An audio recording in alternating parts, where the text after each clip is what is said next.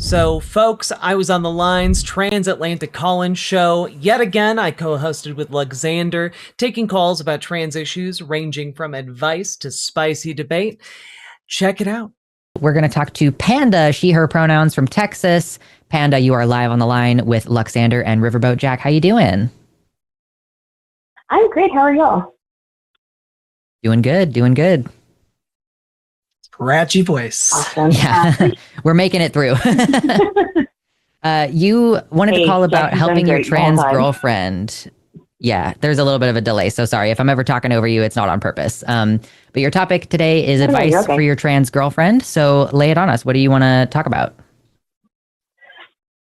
Okay, so I've actually called in before. I've actually spoken with Jack before.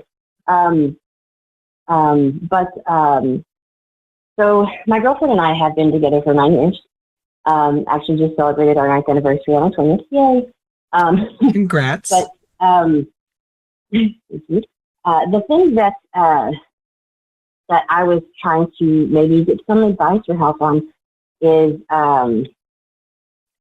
she is closeted, and she is only comfortable being herself around specific people, which is completely understandable. However, the thing that I have noticed here lately, actually every year that we've spent together, I see it as the time gets closer to her birthday, she starts to get kind of down on herself. And the thing that she has the hardest time with is her self-confidence, I think, in having not transitioned yet, and she's getting older. And I don't know how I can possibly not baby her, but not pacify her either, because it's something that I want to stick in her head. That it's, I understand where she's coming from when she says that it's too late, but I guess because I've never experienced what it is to be trans, I will never experience what it is to be trans. So I have to try to think in a broader spectrum. That way I can, I guess, be more self-aware in how she feels about it. But is there anything that either one of you could advise me on maybe trying to get her to not feel so down on herself, and that she always throws out, "Oh, I'm just cross-dressing, blah, blah, blah." It's like, no, stop. Are you happy with how you are with me? Yes. Okay, then you're not cross-dressing. That's who you are. You just you don't feel like you have a safe space other than home to be yourself. And I don't know how to get it through her sick head, basically. Yeah. Do you mind if I ask, like, kind of general age range? She'll be 38. Yeah. Okay. I'm gonna tell you, every trans woman I have ever met, all of them feel like they transitioned too late. All of them. It doesn't matter if they transitioned as teenagers or in their 60s. Like, every trans woman I have ever met is out there being like, I should have done it sooner. Should have done it sooner. And I guess the message that I have is that, like, it's never too late.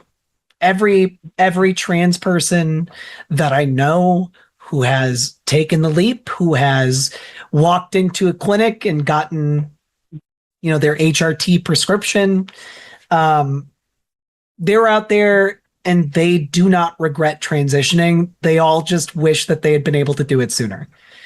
And so, like, I know for myself, I wish that. And I, started HRT when I was 28, and I always think, oh, what could have been? What could have been? But, like, I'm happy that I transitioned. I'm not regretting that one little bit.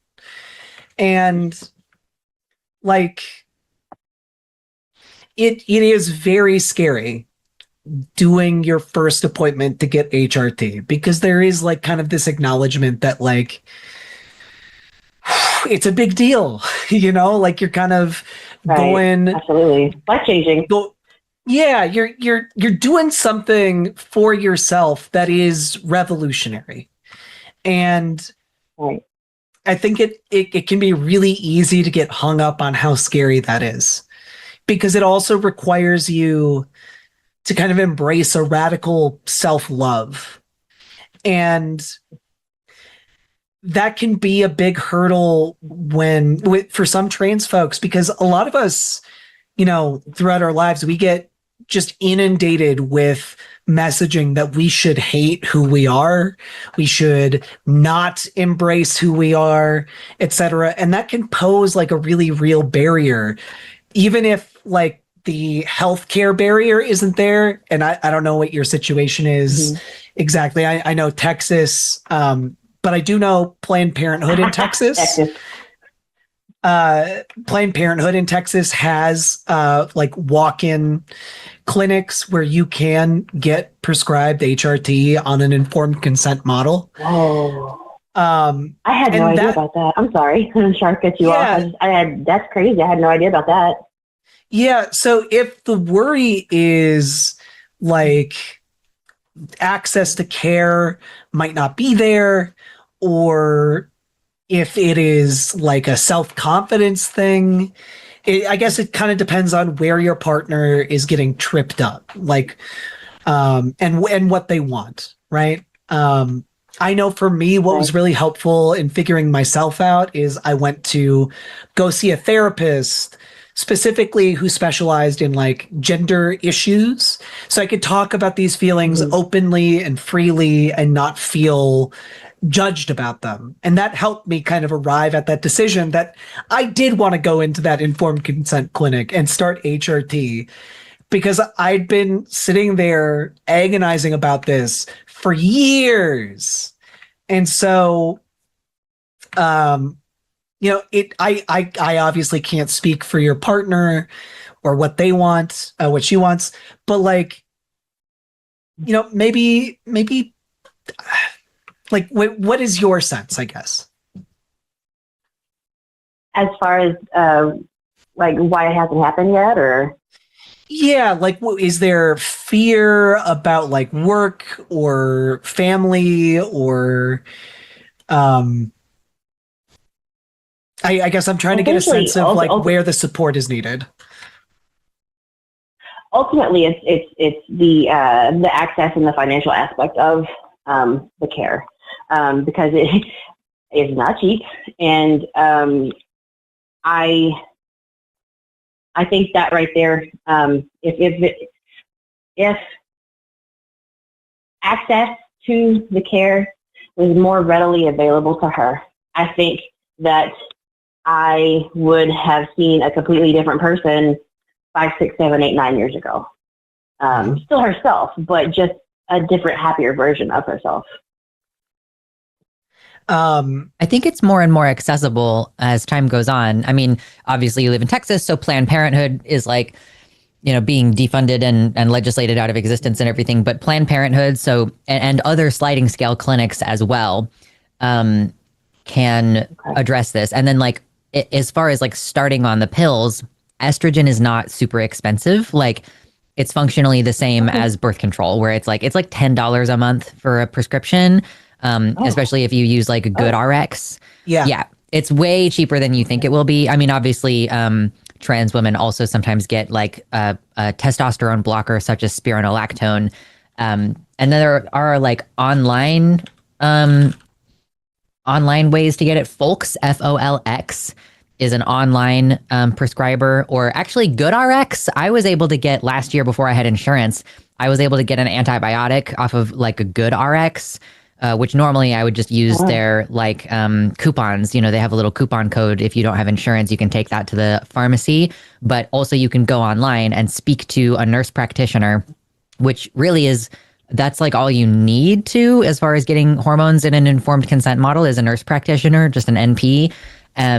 So yeah, I just kind of Googled HRT online. There's also one called Winona, like Winona Ryder, the actress, like Winona is the name of the service, where you can get access to that care online. So like looking up HRT online, which is hormone replacement therapy, I've been able to find several different online if access in person is difficult. But yeah, any sliding scale clinic that does any form of sexual health will be able to provide this care at a reduced cost as well. Okay. I think another reason maybe why she's not, because I know she's looked into it a lot. I don't exactly know the information that she has found herself. I have tried to look, but I don't know exactly where to look. But you both have actually given me a lot of information. But I know one thing that she is kind of nervous about is getting on HRT and like libido plummeting. And that would not, days at my house would not be happy for anyone. From what I hear, if that happens. It changes, but doesn't go away. There is an initial kind of like adjustment period. But it's like, in the way that like, if you think of like men and like I'm married to a man and he doesn't really need a lot of like lead up. And it's like, I don't really need to like touch him anywhere else except for the hot zone. But like, for women, women often need like a little bit more easing into it, and the skin is more sensitive in other places besides the genitals. So those kind of things will probably change. And if she's experiencing like a serious like libido has dropped out, you can also supplement with progesterone, and that often helps resolve that problem.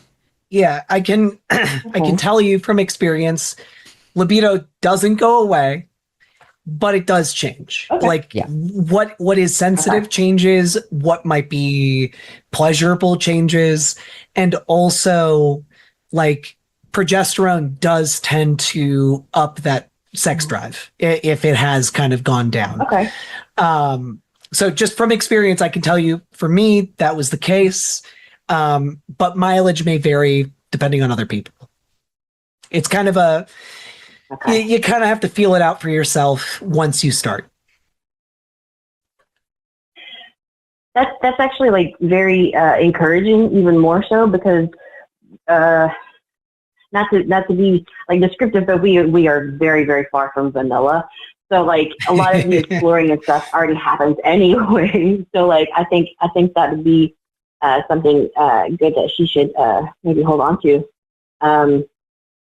She doesn't even know I'm calling. Like I hear her hearing this right now. Like I'm surprised my phone hasn't been blowing up. Like, what are you doing? That's what I mean, these are legit concerns. My alien. Yeah. We are adults. We have sex. It's a legitimate concern. You're changing the sexual parts of your body. And so it makes sense for that to be like, especially if you're like, this could interrupt our intimacy. Like, yeah, that I completely understand that being a concern. So I'm happy to give you the info to assuage that concern. And I would say it's a really good sign that you guys have good communication, because that's all, and also that you like to experiment, because both of those things are going to really help. Absolutely. In any kind of adjustment if it's necessary. I think that's part of what has made our relationship as strong as it is. We went into the relationship completely and 100% open with each other. I knew she was trans the day I met her, and there's never a dull moment in my house at all. So it's been really fun, and I do want to say before I get off here and quit bugging y'all, I am absolutely appalled by some of the crap that I have heard today on these calls. I'm so sorry that people feel they have the right to talk to anybody the way that they have to you do. I appreciate that. Yeah, I'm used to it. I'm fuming, putting myself out there in that way. So it's like it's to be expected to some extent, but I appreciate the sentiment. Yeah, it kind of comes with the territory when you are putting yourself out. I was literally walking through my house. I had like trash bags in my hand, and I stopped like dead, like mid-step, and I drop everything. I'm like, oh my God, no, they did not just say that. I was fuming. The audacity. Yeah, for sure. Well, Panda, if we have addressed some of your questions, feel free, you're welcome to call back in the future if you have other concerns. Also, like, I would recommend, if you aren't already in like online communities where you can access like other people's experiences on this kind of stuff. Like I have a Discord server that's available through, like, if you go to my website, luxander.net, there are lots of trans people in there that you or your wife could ask questions about, like starting that HRT journey and how they're navigating it with the increased like difficulties in that system. So yeah, definitely like finding community and those kind of resources is going to be super important for both of you. Perfect. I do appreciate y'all's time. I know it is very, very important. And I thank you both for being part of a community like this, to be able to talk to people and spread the awareness of the misconceptions and the facts about trans people in the community and relationships. Yeah. Well, thank you very much, Panda. We appreciate you, and good luck out there. Thank you. Bye. Bye. That was a call. Remember to leave a comment longer than 8 words, really helps with the algorithm, and subscribe. And also check out the live show every Thursday. Links all down below. And let's keep on going. Riverboat Jack is going to town. All the viewers gather around. Twitch and YouTube is where she streams. All that content is bursting the seams. Politics, dating, plenty more. Her sense of fashion you'll adore. So grab your stuff and hop aboard. We're going straight to Jack's Discord. Riverboat Jack. Riverboat.